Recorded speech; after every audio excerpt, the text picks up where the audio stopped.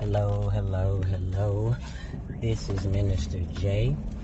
I'm recording a segment of Conversations with MJ. It is now 1:05 a.m. on Thursday, April the 20th, 2023. And I'm on my way to the gym.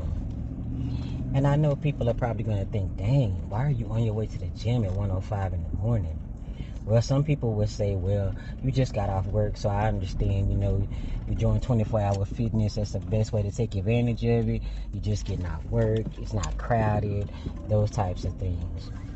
However, I just want to have a real down-to-earth, honest-to-God conversation. Some people will understand, some people may not, and it's okay. But the main reason for this conversation with MJ is that I hope that whoever listens to it will walk away with something to think about.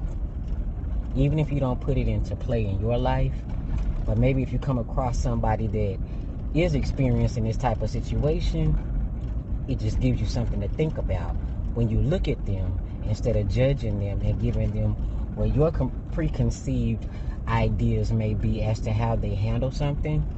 It'll just give you something to think about. So again, this is MJ, Conversations with MJ.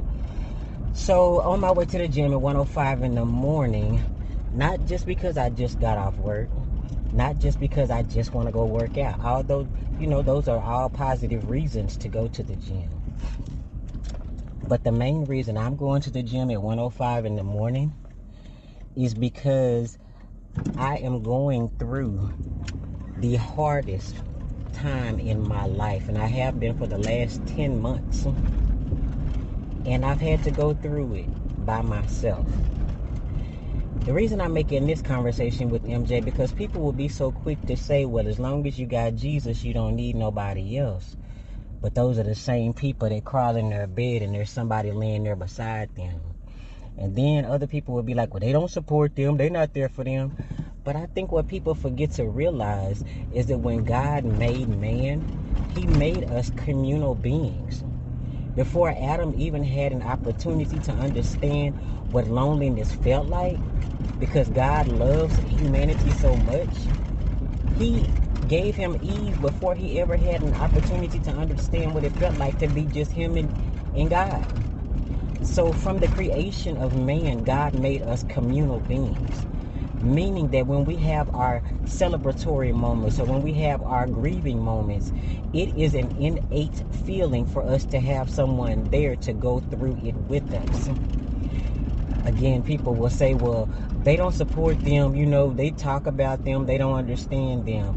But there is a part of our brain that is so innate, built around being in a communal situation, that you could be in a house with somebody that you argue with 23 hours a day, but you're going through something horrible in your life, and the endorphins in your brain give you comfort to know that there is someone else in the home with you, whether you're arguing or even if you're not talking at all.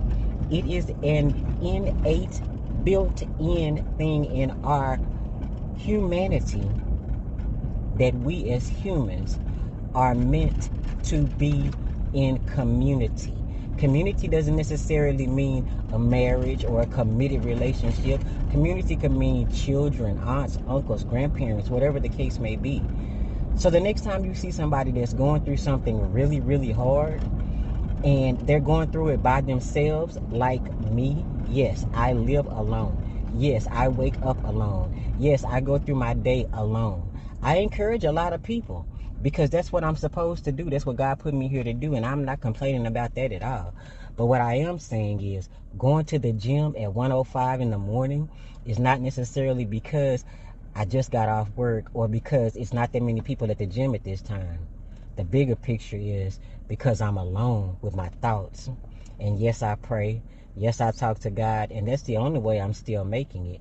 Plus, God has given me the strength to get up and go to the gym so that I don't sit there with my thoughts.